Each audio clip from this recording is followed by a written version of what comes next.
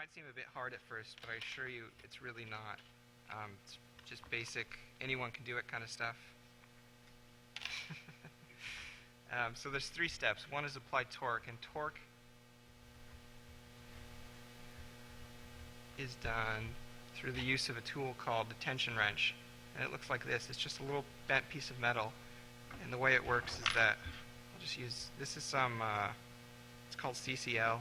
It's crappy lock, but you just take it and you place it into the lock like that. And what it'll work to is you'll be able to turn the lock when those pin pairs are raised.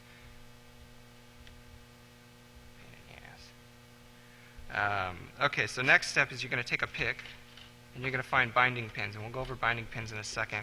And then you're going to raise all those pin pairs the way a key would normally do, and then the lock will turn and it'll open. So, okay, so real quick. How many of you have locks that look like this? Any one of them? Or, where's my favorite? It's so small I have trouble finding it. It's about the size of a dime, but it's a massive. Here it is.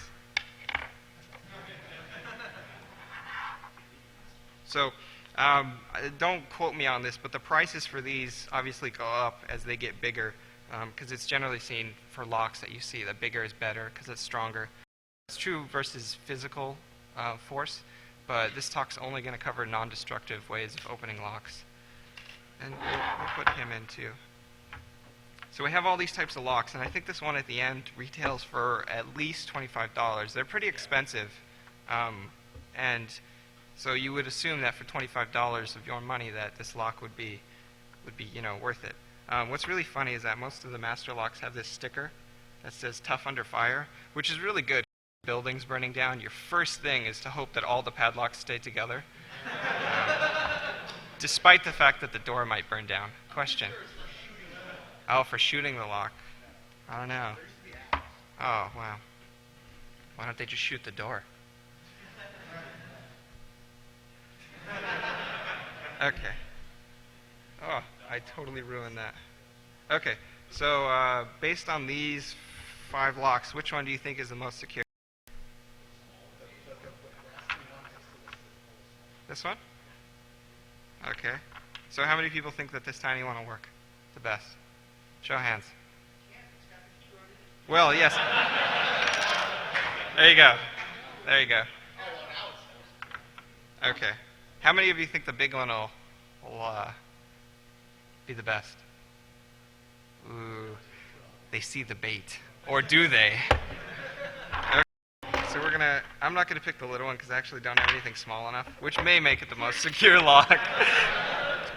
But we'll go for this one. So first we're going to take it, insert our torque wrench, and apply. Beginner mistakes is to apply too much torque. It's really a feather touch. Like you could just rest your finger on it and it'll almost be enough. Then you take your pick. In this case I'm using a C rake. It looks like a little snake. And then I'll just go. Of course I suck at this. Let's try again. Of course, I really suck at this today. There. Silence.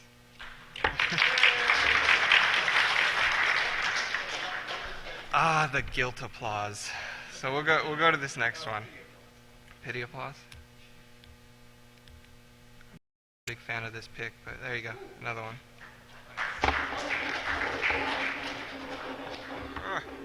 This is okay. So these are actually the same lock, despite this one says commercial and costs more. If you look at the bottoms of them, they'll say the number right here.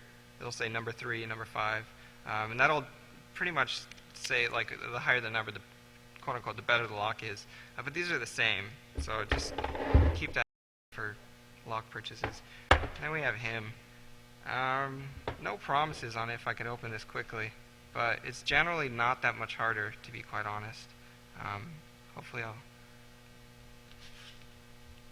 actually, I'm going to use a different pick, because I promised myself I'd try and branch out to different picks.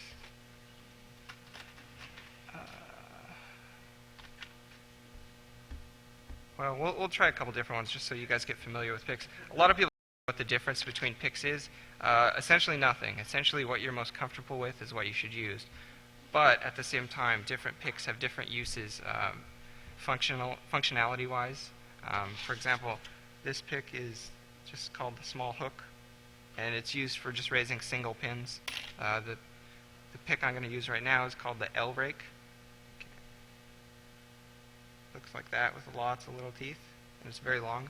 I don't really know what the L rake is versus other pins except touch all the pins at once, but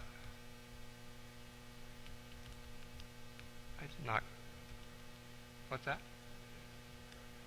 Technically, you should use the broken key extractor, which is this. You shouldn't pick with this very pointy one.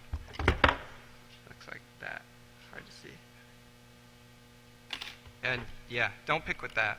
I've had friends who get those stuck in locks because they think they're picks, but they're not. Of course, I fail at life today, so I'm going to have trouble picking all these, of course. Wait, give it time. Can I? Maybe I'm just playing with you.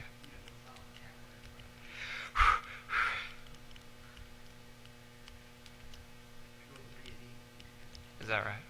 Well, I'll pick it while I'm going through, and then hopefully it will work.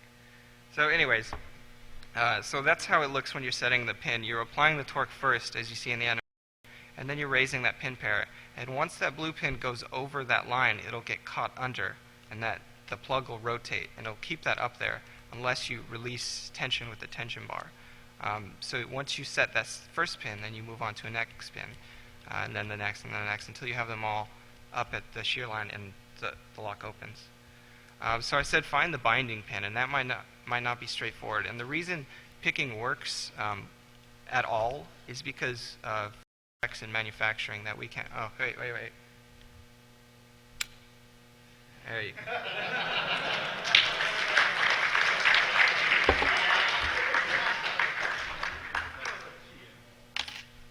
Yeah, I secretly snuck the key out. Damn it. That is annoying. Okay, so the way picks are able to work is because all of these chambers are either not correctly or the pins aren't exactly the same. One might be a little wider than another. And so the way it works is that they all kind of look like that at a very small level. And when let's do this. When this piece is rotated, it'll cause that one that's leftmost or rightmost, depending on how you're rotating, to hit it first, and you'll be able to push that one over, and it'll jump over the shear line. And I'm just going to try and go around all the locks on this table by the end of the talk. No promises, but we'll see how it goes. So what you want to do is you want to find that binding pin, and if you see on the right, there's that one pin that is actually giving play. And by giving play, when you're raising all these pins with the picks, you'll feel one that has a bit of extra tension on it, and that one will generally be the binding pin. And you want to push that up. There's another one.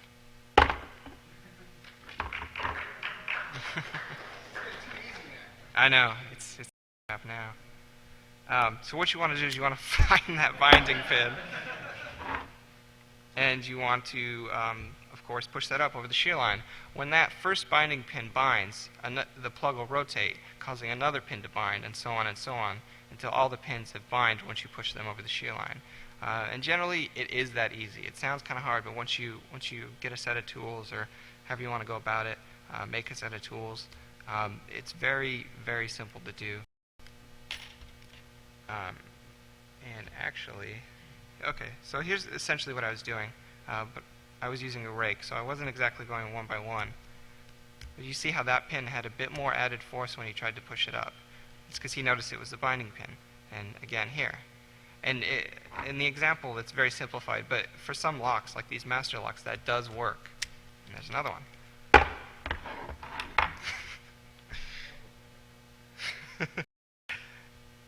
So, and that was actually the lock that I just opened, or the same type of lock that I just opened, complete with Tough Under Fire sticker. So Home Depot sells this, and you can't see the price tag, but that's $18. It might come with 2 of them, but it's still $18 for a lock that could be opened in under 10 seconds. So I thought that was pretty funny that that's labeled as high security because it has 0 high security features. Certain locks, such as this lock, this lock, this lock, these all have most of these security features, and that's what makes them good locks. You can't just go in and push all the pin pairs up and get lucky. They're very well engineered, and they offer most of these different features to deter you from picking or any other type of manipulation with picks or other kinds of methods like key bumping, which we'll get into later. So the first is restrictive keyways, and the keyway is the part of the lock that you see right here, the actual hole that the key fits into, and that restricts. God damn it! Not used to this Windows crap. I keep wanting to do like Alt F2 and stuff. So restrictive keyways. So there's an example of one. And if you know your Star Wars, which I actually had to look up because I don't know my Star Wars, that's the Sarlacc pit. And it bears a striking resemblance to that keyway because that keyway is insanely hard to move around in. You have very little room to move your pick, and it makes it very hard to pick. It also restricts, well, Best is notorious for having lots and lots of different keyways, all of which are generally trying to eliminate manipulation. So, any questions? Dead air. Okay. The Best? You buy probably 200 for under $5. I'm just guessing, but most other blanks are generally cheap if they're non-patented blanks. So the next feature will be security pins. In the other examples, the pins were just both cylindrical. I didn't do too good in geometry. A lot of sleeping went on. And the way they work is that they don't just push straight up and give. In this example, the person's putting too much tension on it, so he's moving the lock too far, and it'll get caught like that. And most of the security pins function in essentially the same way. Here's a spool pin that functions in the same way, and there's also the serrated, which has many different types of many devices it can catch. And if you remember our first example, the bottom pins, and I assume as well as the top pins, I haven't taken this lock apart, but the bottom pins are serrated, as you can see right there. I hope that comes up on the big screen. Yeah, hopefully. Okay. The next feature is side pins, and I actually have this lock. This is the Slage Everest, and at one point it was considered a pretty good lock, but we'll go over why it's not. And the side pin is essentially, it has all the normal features of the locks we've gone through before, actually security pins as well, but it has this little pin right here sitting in the back of the lock, and the key looks like that. It has this little lip right here, and that raises that side pin to the right height. The problem with the Everest is that the side pin is the same in every Everest. This Everest here is the same as whatever was used in the picture, so that the side pin for this on this key, the setting would work for that. You just need the key depths cut to the right places. So what people figured out, pretty funny, is that, well, if all the sidebars are the same, then, this is how it looks when it opens it. It pushes that up into the right spot. So anyways, people figured out, well, let's do that. We do that, and this also doubles as a torque wrench. So not only are we defeating the side pin, but we have a nice handy little torque wrench to use. And then it essentially after this it becomes a standard Slage cylinder because the rest of the side pin wouldn't matter, and there's no difference between an Everest and a standard Slage doorknob besides the side pin. Next feature is sidebars. The sidebars are actually really cool and what make many of these different locks impervious to a lot of things. Not completely invulnerable, but pretty good. Give me a second. Fuck is the key? By the way, you know you have a problem when all the keys can't fit into this box.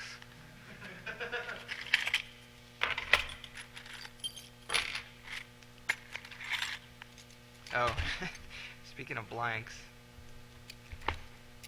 I got a key ring of blanks that I don't even have locks to go to, so they're really not hard to obtain.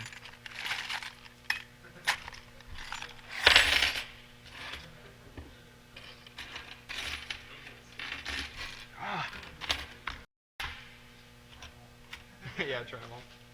Okay, I quit, but I need a Vanna up here.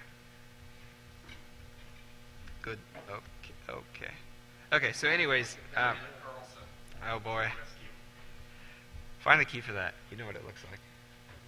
Okay. So this is an ASA V10, and what it is a sidebar is essentially a series of other pins over to the side here, and the lock is cut in a special way. It's like essentially it's a set of side pins, and when all the side pins are raised to the right height, this little piece right here will slip out and it'll allow the plug to turn.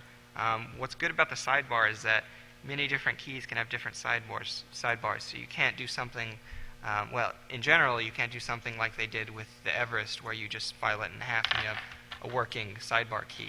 But this specific ASA V10, they didn't think it out very well. They decided for a given region, the San Diego area, we'll just ship all the keys with the same sidebar, because that'll make it real easy on locksmiths. They could just have a stock of these sidebars and cut it. Problem is that produces that Everest problem again, and it also becomes a big problem when we get into bumping, which you'll see later.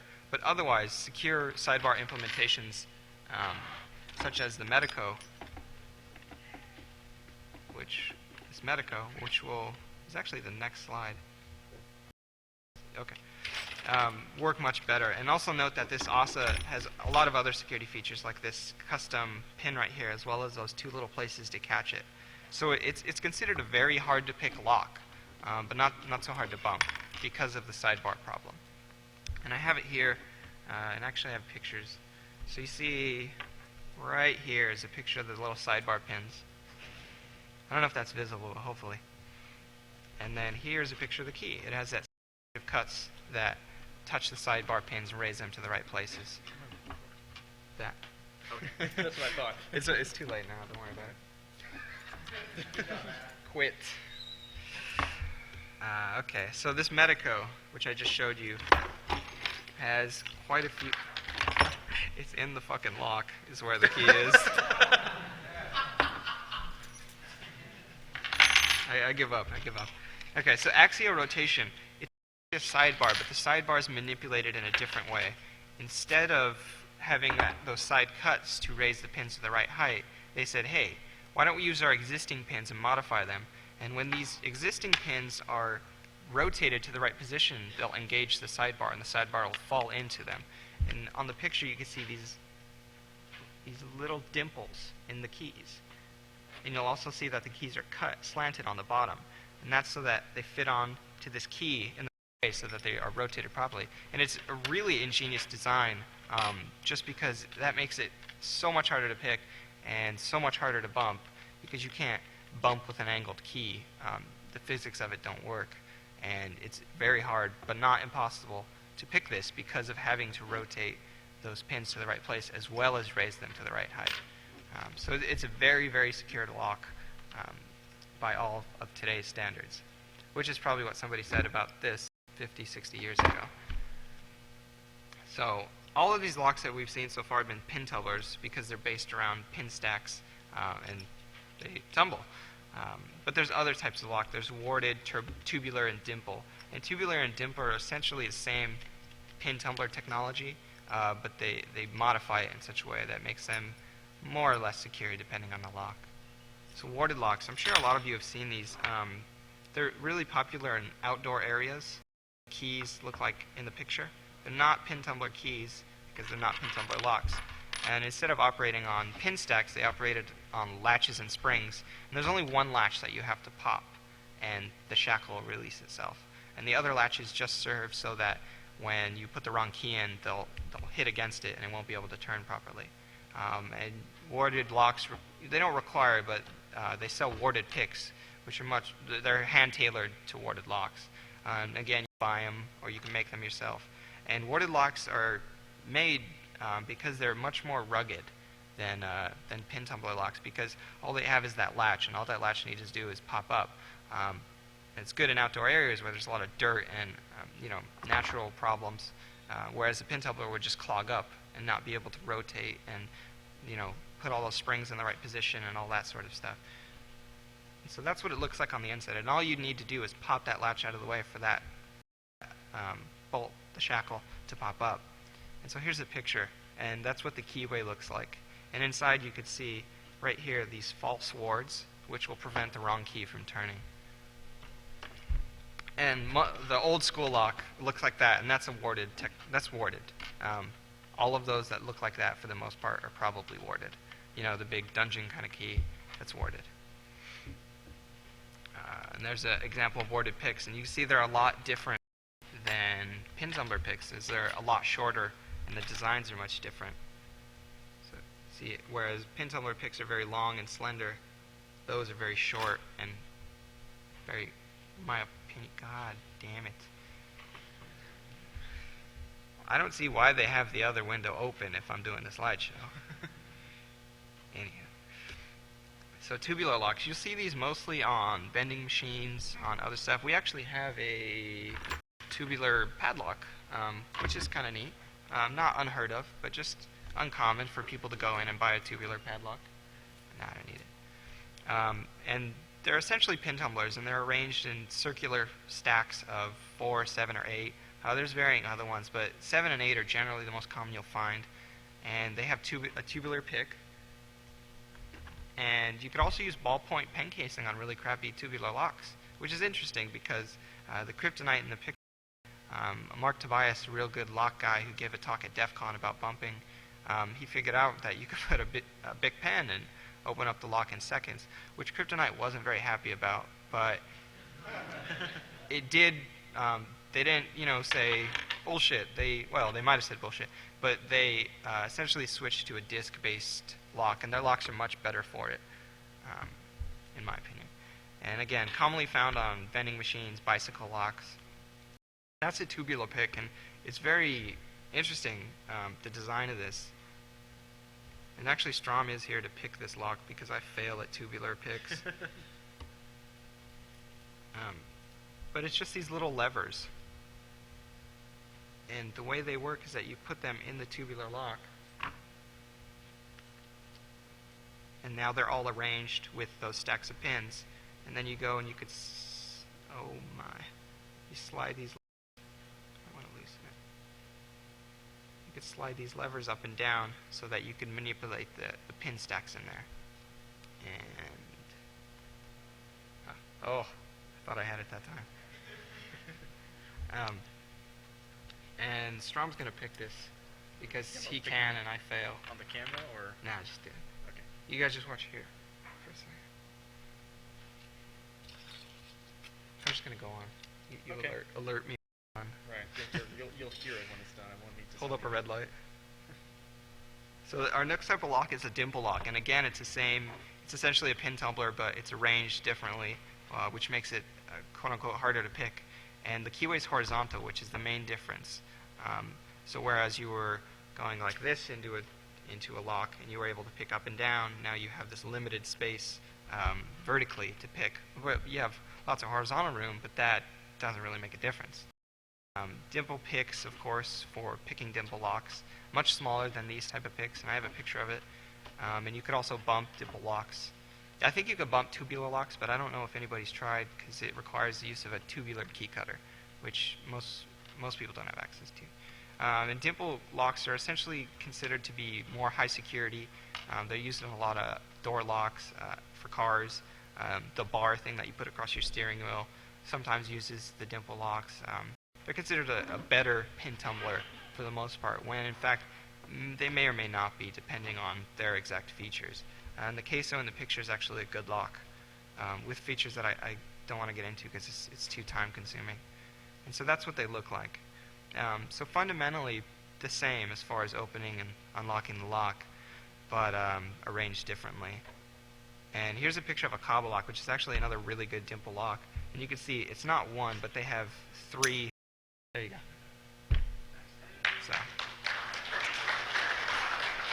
you fuck it up?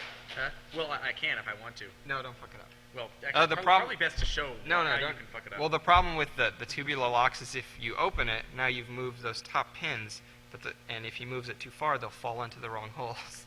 Well, here it's set. I can reset to show the camera. Oh, you did it. Good one. All right. I don't know if you guys can see that. No. I probably need to get it There. there. So you see how, wow, this is hard. So right here is where this thing should be, but the other side is over here. So now I can't put that key in because it needs to engage both those little pieces.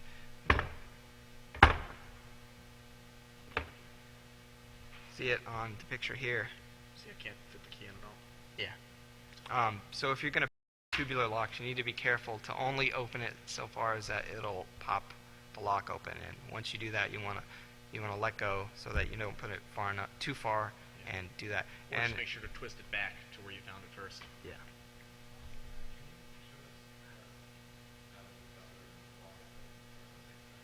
Oh, and wait. One other thing is that the tubular pick, once you pick it, you tighten this, and you have a copy of the key essentially. Yeah. So, is it set? Yeah, it's set. You sure? Mm-hmm. Yeah, open. So.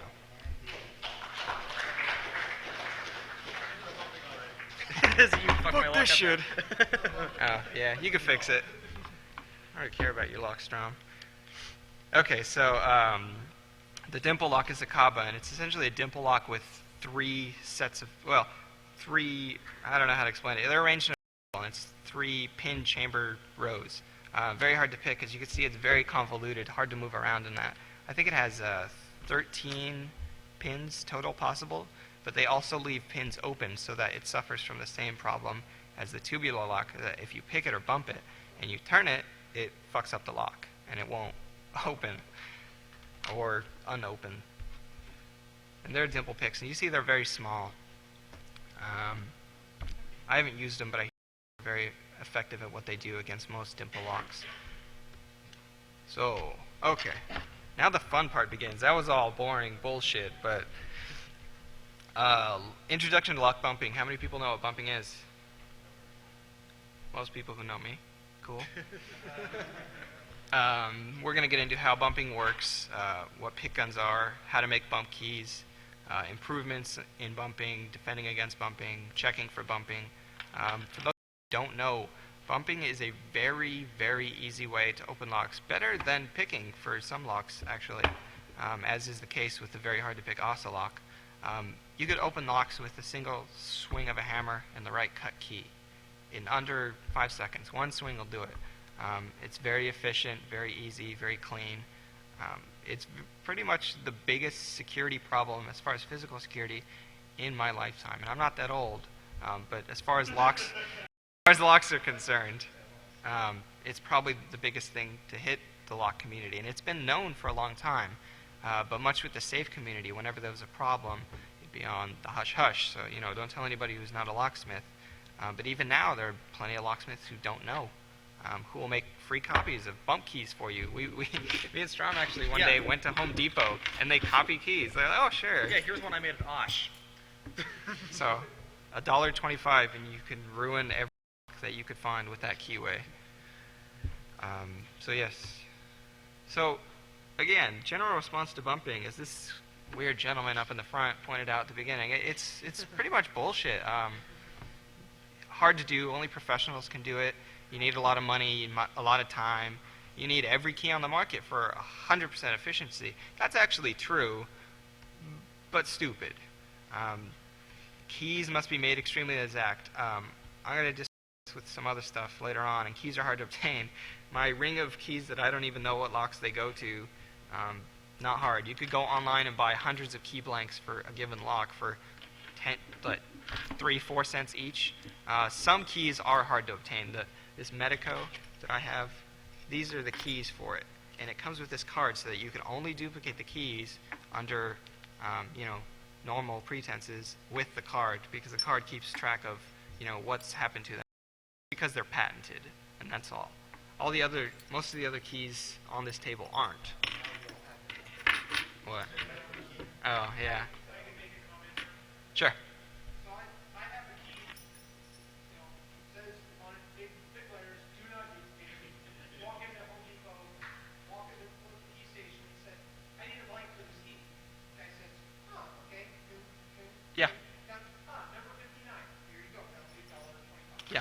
very common. He's saying he can take do not duplicate keys that have it stamped on them, get them duplicated. Yeah, just cover it People up. are dumb. What can I say? Oh, blank for it. Well, that's might as well just be just as worse for bumping, yeah. And then again, people say burglars need to know what lock it is beforehand. Most locks you could look at the keyway once you get acquainted with them and know what it is. All of these master locks have the same keyway. Most of these Slage have the same keyway. Most of the same keyway because they're very, very standard. So the question of do I need 100,000 million keys for every type of keyway for 100% efficiency? There's 2 different keyways in all of those keys combined. That means I need 2 keys to bump them, every single one of them. So that's not true at all. And this isn't just a singular occurrence. This is every major, lock distributor, Home Depot, Osh. They all have a quickset key and a Slage key. And I'll be damned if you're going to find other stuff without going to a locksmith. So how bumping works? Bumping is actually very simple, and it's surprising that it wasn't discovered as soon as pin tumblers were made. Key. I need all the bump keys, which you're sucking at being my assistant. So bumping works like this Newton's cradle. Everybody know what Newton's cradle is? Yeah, it's pretty simple. How many balls you pull from one side, they'll clack against and push that many over. Simple transfer of energy. And this is how pick guns work, which have been a pretty popular locksmith tool for a number of years. And so here's how it looks with pool balls. Everybody knows this. Everybody's played a game of pool in their life and done this, where the one ball doesn't move. And this is totally color coordinated. I really have my shit together for this talk. You're saying, I know, he looks so well composed and thought out. So think of this as the red and the blue pins in the examples of all the locks we've used before. So it'll hit that red pin and the blue pin will move, but the red will stay the same. And you could take the white to be your bump key. And this is how the pick gun works. It just slaps the bottom and pops all those up. And pick guns are kind of fallen by the wayside as far as lock picking because of bumping, but they're still generally effective. And if you'd like to pick one up, I'd recommend it. They're not too expensive, 10, 15 bucks. But so there's some pictures of bump keys. And as you can see, all of these are high security locks, including dimple locks. But again, you need the dimple key cutter to make these. And here's our Ossa lock that I don't have the exact lock, but I could make a bump key if I wanted to right now, if somebody has a file. And then Dom is a European company, Ava is a European company, all considered to be top of the line security-wise. So how do you make a bump key? All you need is a key that'll fit the lock. And again, going back to our how many keyways do you need, there are only two keyways on that picture. So I would only need 2 keys for all of those locks. And that's pretty crazy, and it is. So what you want to do is cut a 999 key. And 999 is locksmithing terms for the deepest pin depths that you can go. And in the example, you see they're all cut very low with the little ridges between them. And in the example, it shows how to do it.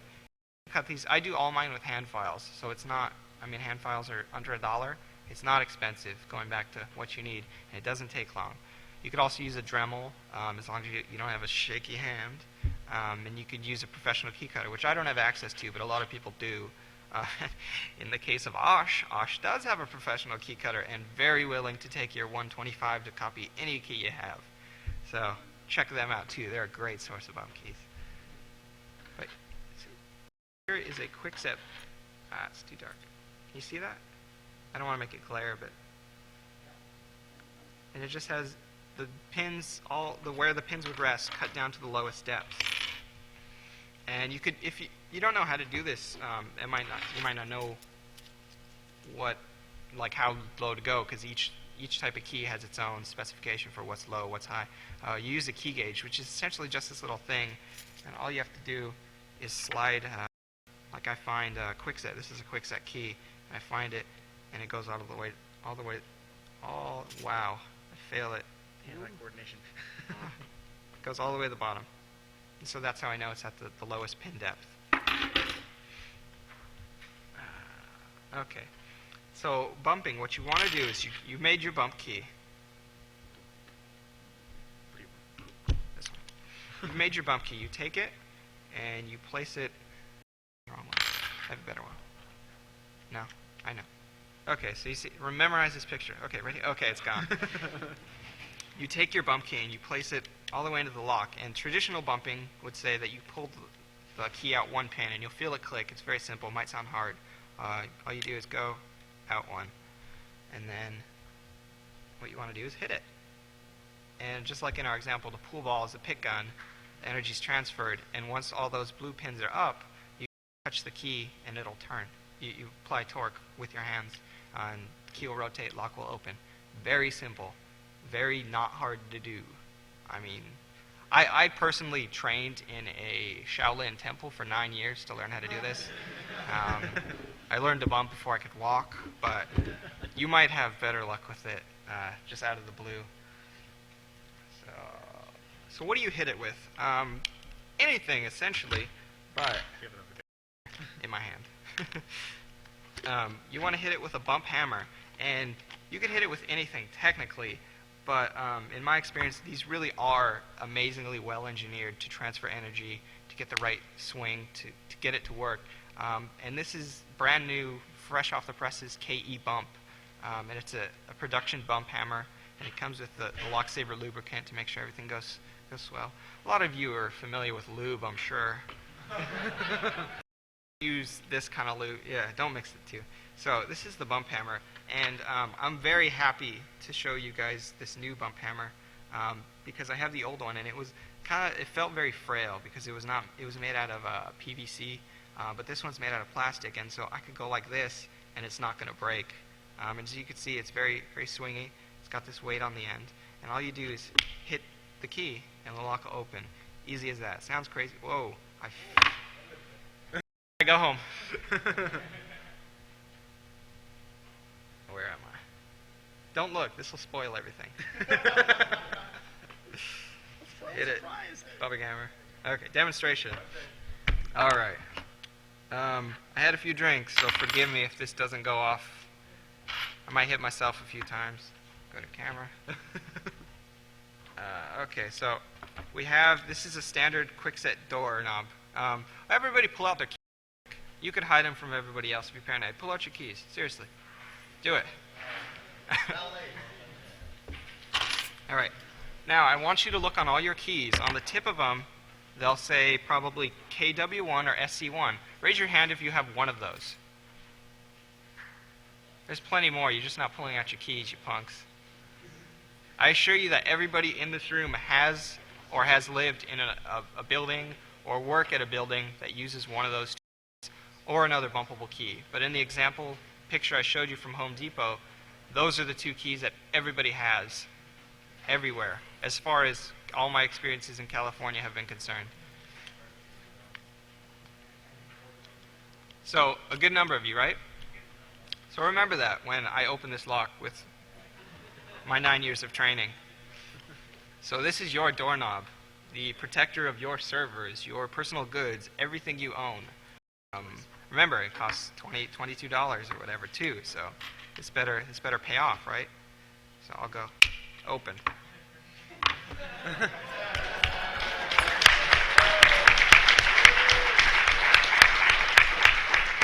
And I actually forgot to verify that it was a locked thing, because some people are like, oh, he just hit the key that works with it.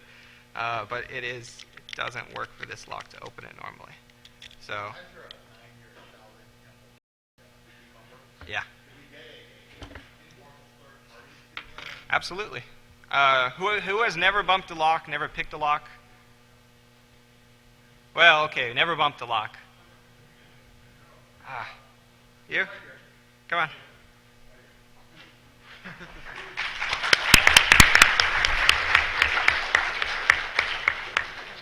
Okay, just to show that my 9 years of training was wasted. Yes.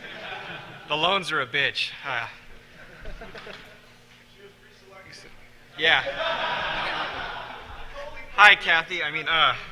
What's your name? Lorraine. Lorraine. See, I would have never randomly made up that name. Okay, you've no lock experience whatsoever? I'm a little picky. Did you go through the 4-year or the 9-year training for bumping? No. Okay, we're good. You want to switch seats with me? Sure. I way you can be on camera. Okay. She has prettier hands than Data. We shall see. So here's your bump key, right? Here's your lock. Pretend it's his front door. Whoever you don't like. Okay. Me. You take your bump key and then just put it in. I'm shaking. And then pull it out one. You'll feel it click. Real light. Don't try and turn it. Just No. pull. Is it stuck? Did I break it? No, I know. There you go. Okay, so you pull it out one pin depth. And now all you're going to do is you're going to take the bump hammer Okay. and you're going to hit it and you're going to touch it to turn it right as you hit it. Okay? Okay. So I don't know what handed you are, but touch it right at the bottom. When you no, hit it like that. Not on the side. You Not break on the key. side. Don't want to do that. Okay. So. Yeah, you just want to right on the back of the key, not on the side. Touch it right as you hit it. Touch it right as you hit it. Hard. Oh, I felt Here. But when you do it, if you're not getting it, you'll also hear the pins fall back down when you let go. Because some will set, but not all. Okay, so Hold it from the bottom so you get the swing. Okay. And here, I'll tell you what. I'll turn it as you hit it. Ready? Wait, we forgot to pull it out that time. Got a problem going. I know. Okay. I will oblige that request. Okay, so what does that exactly Man, we'll take a wow wow. She just asked me what the lube does. All right. So I prefer to lube up the key and then just take the key and slide it in so that it touches all the pins. Because really, Have you been watching my porn again, Dave? because it's very rude to lube the key without lube the lock without letting it know. Okay, so you just take it, pull it out. You want to try? We're probably having a really bad thing because I'm touching it. Okay. I'm no good with my hands. Go ahead. You just touch it. Let go. See, you hear it? Mm-hmm. Almost getting it. Okay. No? Just information. No. I think you're doing it a little too early. Okay. I'll tell you what. I'll give you a lock that I know you can bump, but you got to wait 5 minutes, okay? Okay. Okay, so in all our normal examples we pulled out, and Lorraine unfortunately is not very good with the pull-out method. How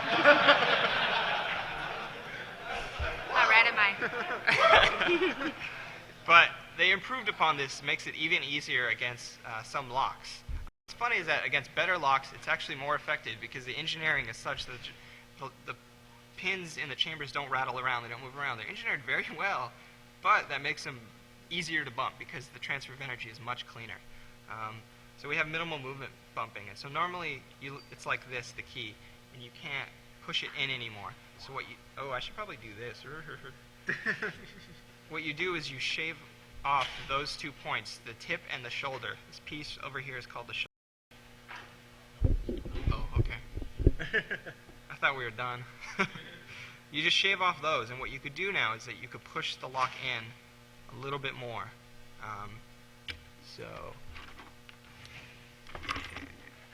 And so I have a minimal movement key, and I know she'll be able to bump this because this doesn't require the coordination between hitting and touching. I'm uncomfortable. I'm saying it's easier. That's what I'm saying.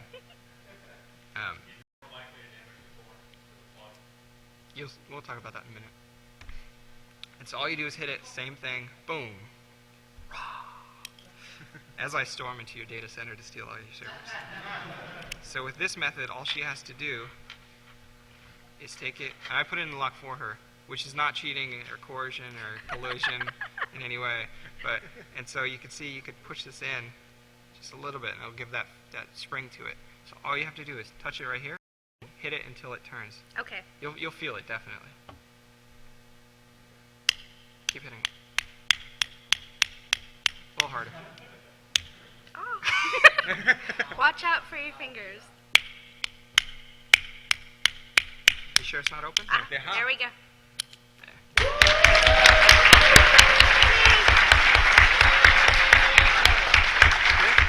Awesome. Thank you. Thank you.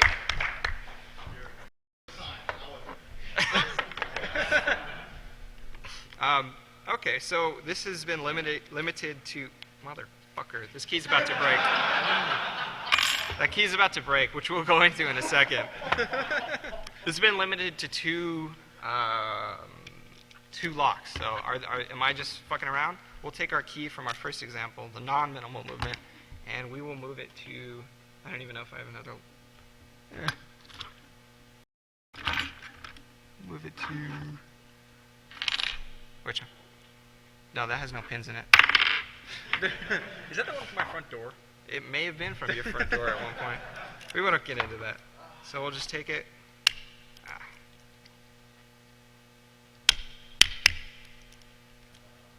This lock might be broken for all I know.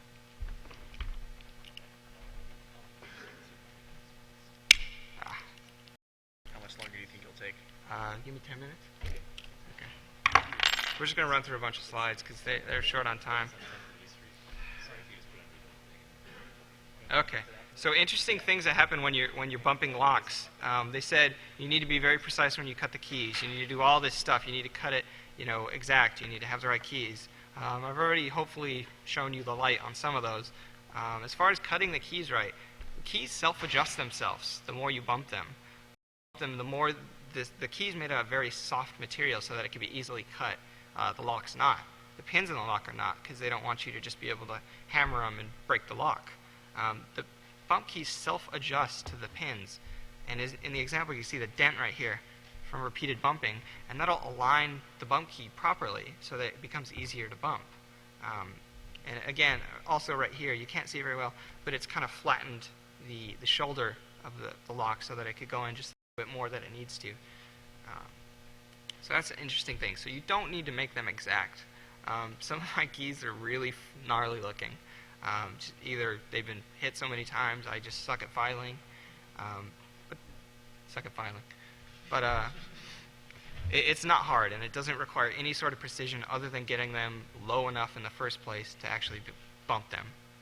Too much force.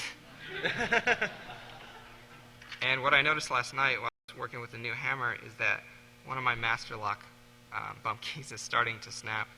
That's M's doing right there, actually. I was like, dude, stop hitting it! Yeah. And yeah, so you don't need very much force. If anybody does martial arts, you'll know that for knockout stuff, all you want to do is punch and release as fast as possible so that the energy transfer doesn't come back to your hand. Yeah, that's right. I dropped the physics. So it's very little, like not, feather taps, but hit it hard enough, but not hard enough that you're hurting the bump hammer or whatever you're hitting with, and the lock and the key. So hitting it too hard causes bumping to be noticeable. Deformations can occur, and it's caused by the shoulder, as one of you are asking. Caused by the shoulder, it'll hit against the face of the lock, and it'll cause damage. There's this, and it's called the glue gun shoulder. And there's a picture of one of my locks that's been beat the hell out of. You can see not only is there damage right here, but there's also damage here because people didn't file off the bottom as well.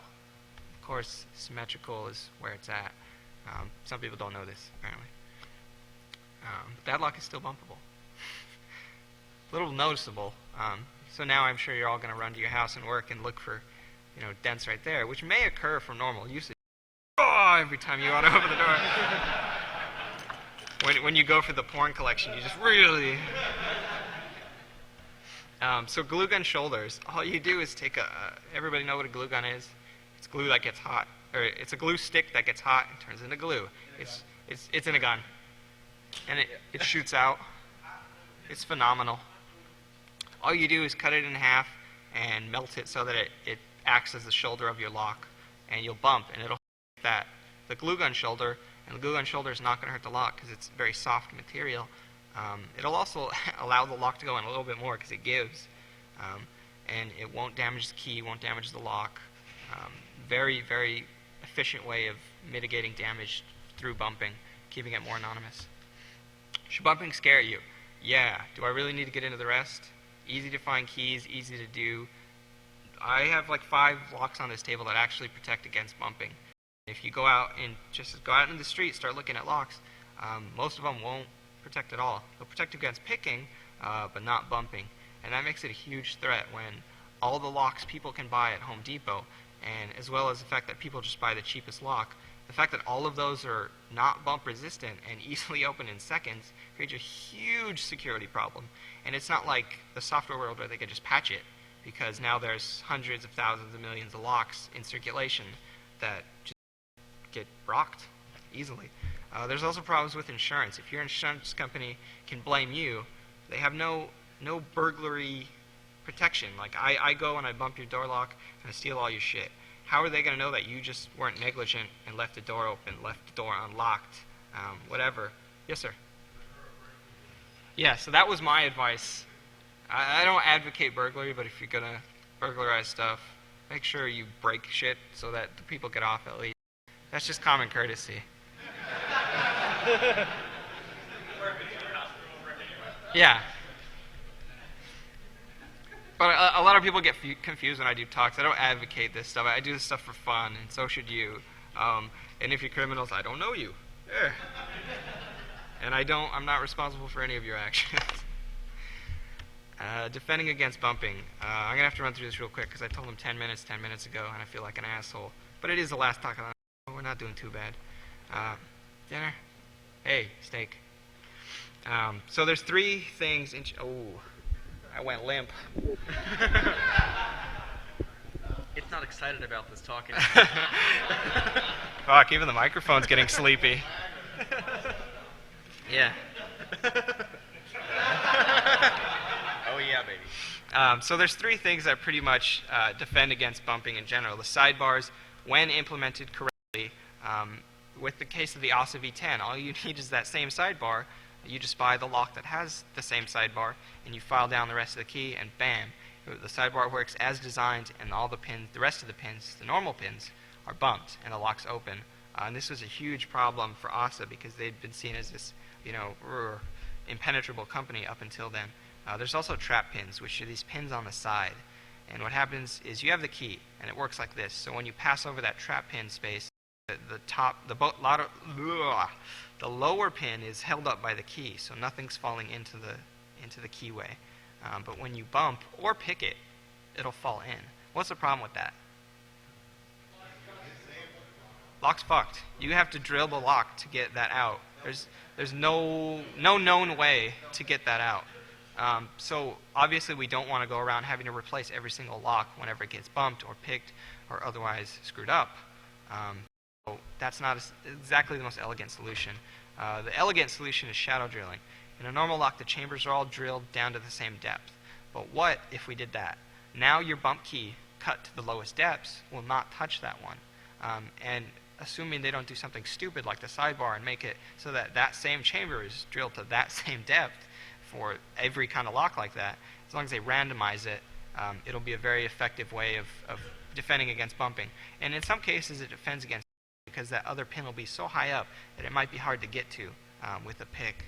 But that's the general reason for this, is to deter bumping.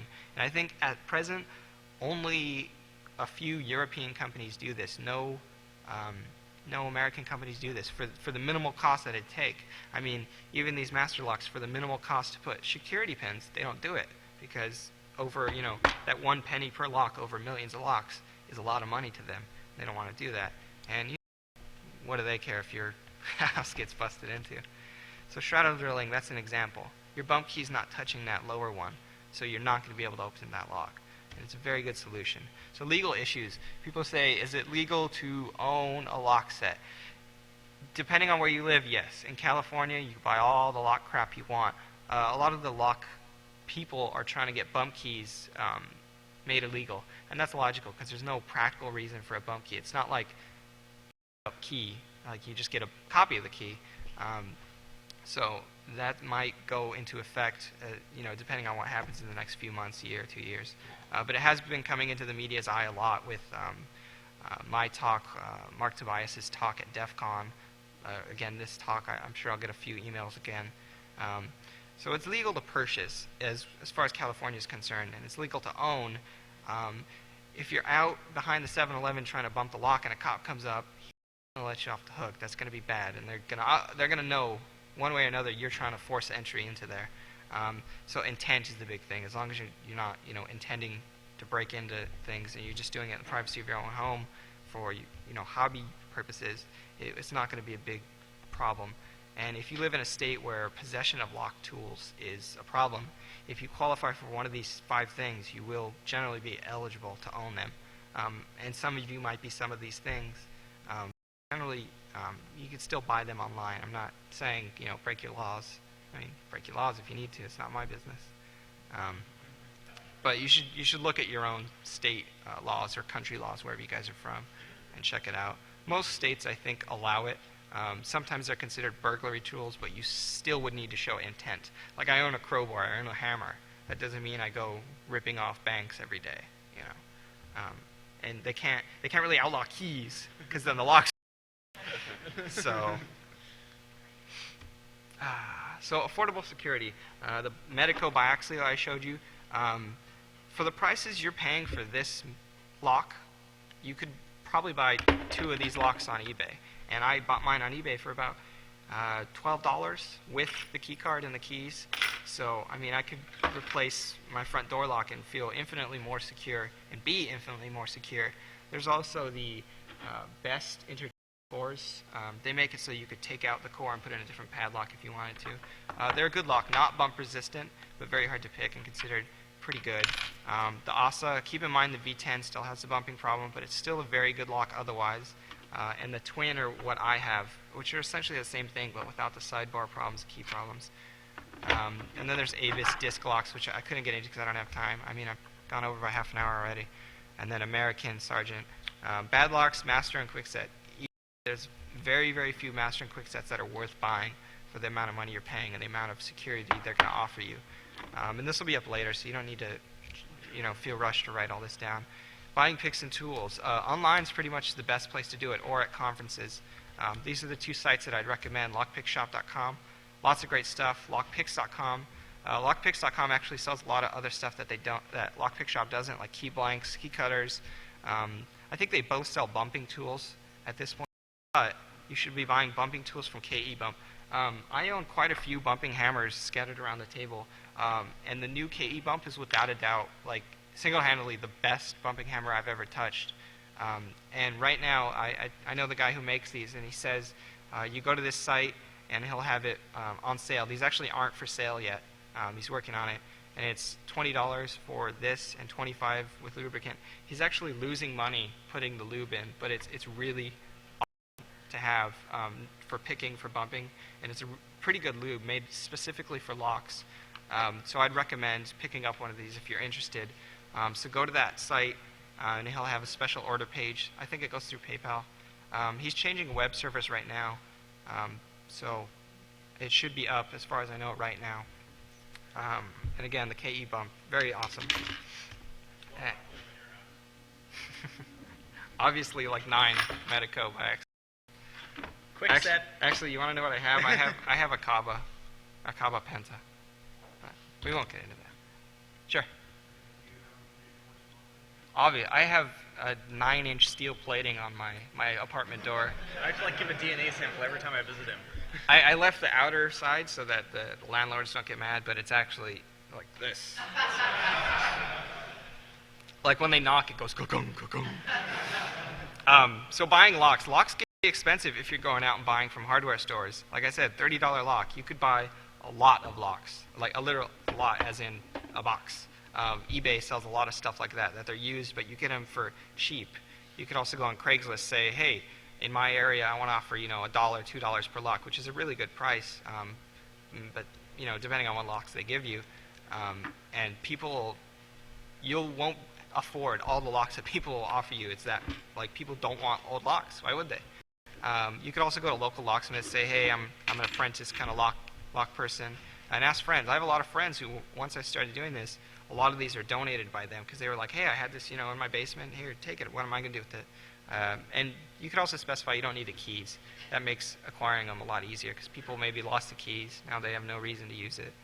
And here's a lot of links, and I'm just going to skip through this but mainly you should check out Lockpicking 101. It's a shirt. Tool.nl. They're Europe-based. Actually, I think they're international now, but they're a big lock group. Some of the best lock pickers in the world are on there. They are who I learned bumping from and most of the picking technique that I know. You should also check out, again, lockpickshop.com. KEBump is actually enterthecore.net, but I forgot to update it. But there's all these other sites. Mark Tobias spoke at DEF CON. Barry Wells is one of the prominent members of Tool. He gives a lot of talks on this sort of stuff. So thanks for the pictures. The Magnus Bjorkbaum, he did the illustration that's in the title slide. Steve W. gave me the dimple pick images. Lockpick Shop, KEBump. There, see, I got the right link there. So no thanks for me for taking all the photos? Nah. Strom took some of the photos too, but questions real quick?